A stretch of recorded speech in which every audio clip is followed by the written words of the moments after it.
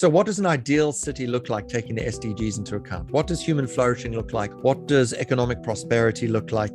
And what does resource resilience look like in the city setting? You've saved the easy ones for last, Dominic. Or perhaps you may want to answer like this: what does SDG 11 look like? From my vantage point, it really starts with the dilemma of the growth paradigm.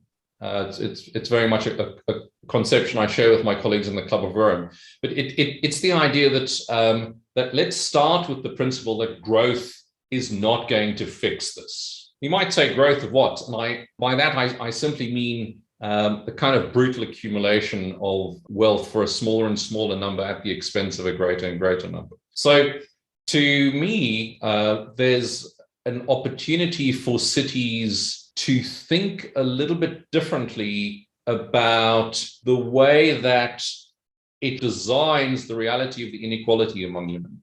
By that, I don't mean that we should have some sort of primitive egalitarian style existence.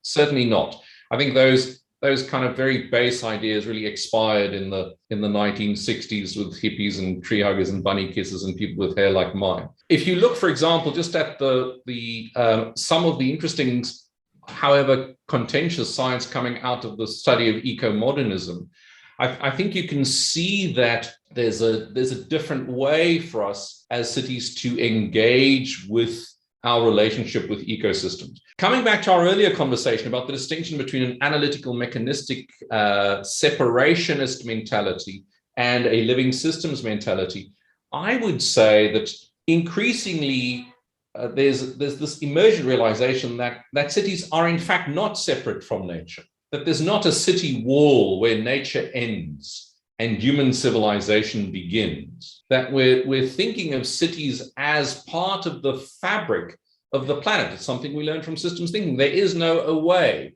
There is no real boundary. And any boundary is really artificial. It's all interconnected. So I would start with the ideas of how are we thinking about growth and how we're filtering that into the design, and then how do we make cities part of the fabric of nature. To quote a very practical example here, just think of rooftop gardens, think of bridges across highways now constructed to respect ancient animal migratory patterns. Those are, I think, some of the early examples of where we're viewing cities as part of the systems of which they are inevitably a part and not separated from. Perhaps a philosophical response to your question, but to me, it all starts with how you think about it.